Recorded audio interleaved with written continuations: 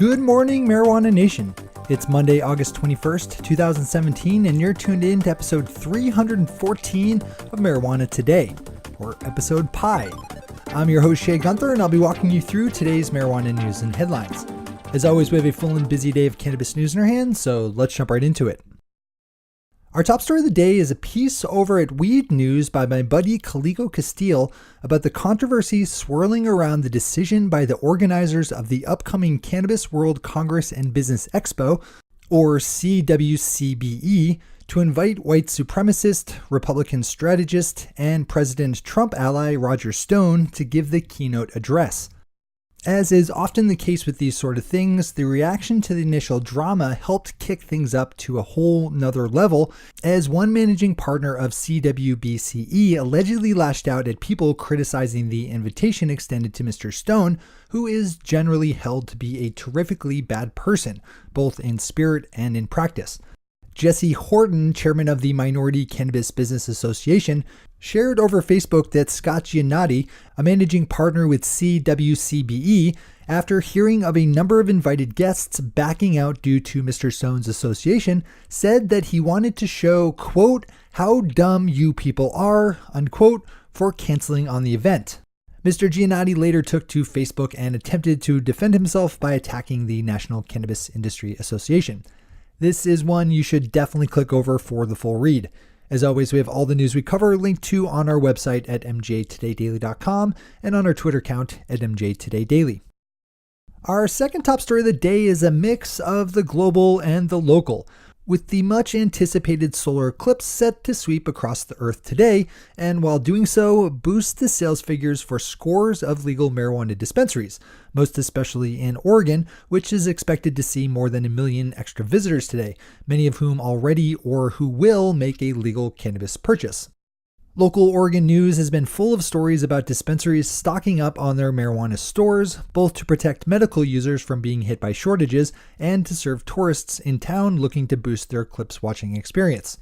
While solar eclipses don't come around very often, this is an interesting test case for how legal marijuana states handle large influxes of business. With our final top story of the day, Alan Brochstein over at New Cannabis Ventures was the first to pick up on news that broke late Friday that marijuana social network and publisher MassRoots filed a form with the SEC at the end of the day that laid out details for a new round of fundraising that came with terms worse than a recent deal the company completed just last month.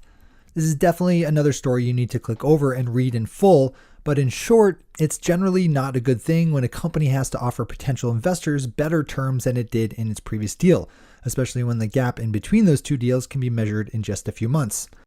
And that is just what MassRoots just had to do. Alan does a great job of laying out all the financial struggles that MassRoots has gone through over the last year or so click over for the full dive in. Those are our top stories for today. It's time for Marijuana Today Daily Headlines Blitz. Before we blitz out on headlines, let's quickly thank our sponsor, MJ Today Media, publishers of the MJ Today Media newsfeed email newsletter, this podcast, and our weekly show, Marijuana Today. But did you also know that we produced a handful of episodes for a pilot series that we call MJ Today Story Hour, which we put together at the end of last year and that takes a more narrative approach to the world of legal marijuana? We actually have a few new episodes of MJ Today Story Hour in the works, but in the meantime, you can swing over to MJ Today Story Hour to listen to the first 6 episodes. That's mjtodaystoryhour.com. And to find links to all the other things we're working on, just open up mjtodaymedia.com. All right, time for the Blitz. Ricardo Baca, founding editor of The Cannabis, who now runs his own communication shop called Grasslands, wrote a good guest column in the Denver Post calling out various government officials for using bad data in attacking the legal marijuana industry, most notably U.S. Attorney General Jeff Sessions, who relies heavily on citing reports from high-intensity drug trafficking areas, which are widely regarded in respectable circles as steaming piles of garbage, in terms of their accuracy and reliability. Speaking of politicians using bad data to drive their agendas, Mary Jane has a good piece up looking at how marijuana and the highly addictive and dangerous painkiller fentanyl are being conflated by disingenuous politicians. Their story looks at this political urban myth started by Ohio Republican Rob Portman and finds that, like most prohibitionist talking points, there is zero evidence that any marijuana anywhere has ever been sold that's been contaminated with fentanyl. The nation of Uruguay, which recently legalized the sale of adult use marijuana through licensed pharmacies, is running into the same kind of banking problems experienced here in the United States. AFP has a story up about the troubles that pharmacies participating in the government's legal marijuana program are having maintaining bank accounts as financial institutions cite international law in dropping them as customers. Understandably, the affected pharmacies have said they will opt out of the program entirely unless the government does something to help. We'll be watching this one as it evolves.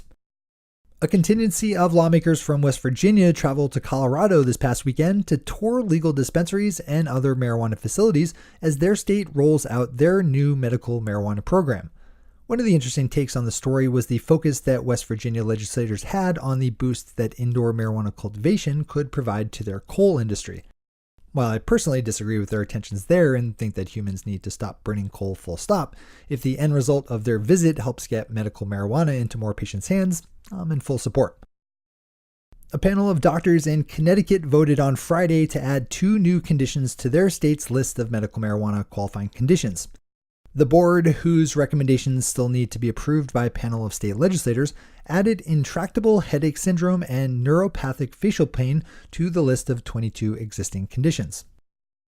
Vice News produced a good piece on marijuana critics, and I'm talking about the kind that speak of floral notes and cinnamon aftertastes rather than those that scream, "What about the kids?"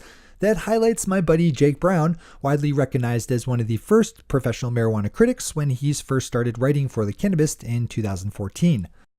Jake's a creative jack of all trades, hosting the Cannabis online video show as well as his own brand of comedy shows, but it's his work reporting on the fine art of cannabis consumption that he's best known for in the industry. The guy literally gets paid to smoke weed. Click over and give this one a full read. And finally for today, Oregon's Registered Guard has one of those cultural change stories, writing about a handful of bed and breakfasts located in their state that take a liberal stance on their guests toking up. I'm guessing that every place touched on in the story is doing great business this week as eclipse watchers flock in. Those are the headlines and news for the day. I'll be back with you again tomorrow morning with another information-packed episode of Marijuana Today Daily. But in the meantime, if you have any stories to share or feedback to give, zip us an email to headlines@mjtodaydaily.com. And while you're clicking around the interwebs, swing over to our Twitter account at MJTodayDaily and visit our website at mjtodaydaily.com to find links to all the news we cover. Thanks to our sponsor, MJ Today Media, and to all of our awesome patron listeners for the support that makes this show possible. To join the illustrious ranks of the patron listeners yourself, swing over to our website at mjtodaydaily.com and click on that big blue button at the top of the page that says Become a Patron.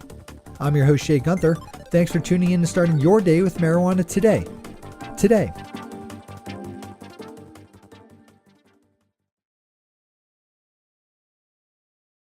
One take, Shay. One take.